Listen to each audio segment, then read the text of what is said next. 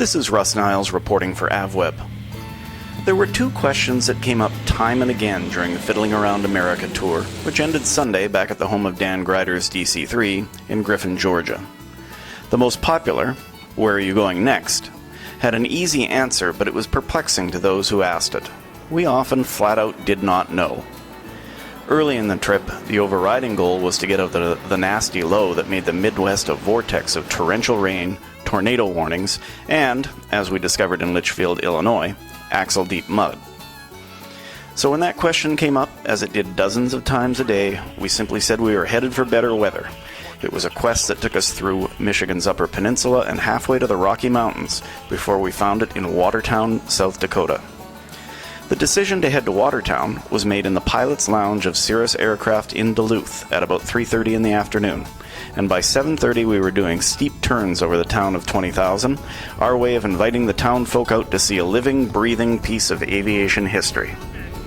And come they did. More than 50 people got to go up to the cockpit, walk around the big oily airplane, and talk to the group of pilots who were flying her. It was stops like Watertown that best answered the second most asked question on the trip. People wanted to know what the purpose of the trip was. After all, flying an airplane that burns 100 gallons of fuel an hour is not an everyday activity for most people. A few of the 6 pilots on board were working towards ratings on the DC-3, and they got that done on the trip. But to say that was the reason they were there would be horribly misleading, because they did so much else. For instance, there was the endless stream of oil to be wiped from the gear and under the wings. There were tents to be set up, baggage to be handled, along with walkarounds, weather checks, weight and balance calculations, and a myriad of other chores that they each willingly performed in the pouring rain and in the blazing sun.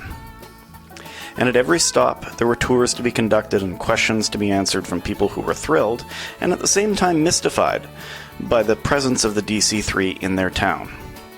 They became ambassadors for aviation in a way that touched the heartland of America in a much more personal and real way than any of the high-profile campaigns of alphabet groups and corporations could possibly achieve. And although they have vastly different backgrounds and real-world lives, in just a week they became lifelong friends, bound by a common interest in aviation and the willingness to share their trip of a lifetime with anyone who wants to hear about it. But it won't be long before they're together again. The whole group will be at EAA AirVenture in Oshkosh, and a couple of them might drop by Watertown. This has been Russ Niles reporting for AVweb. Thanks for watching.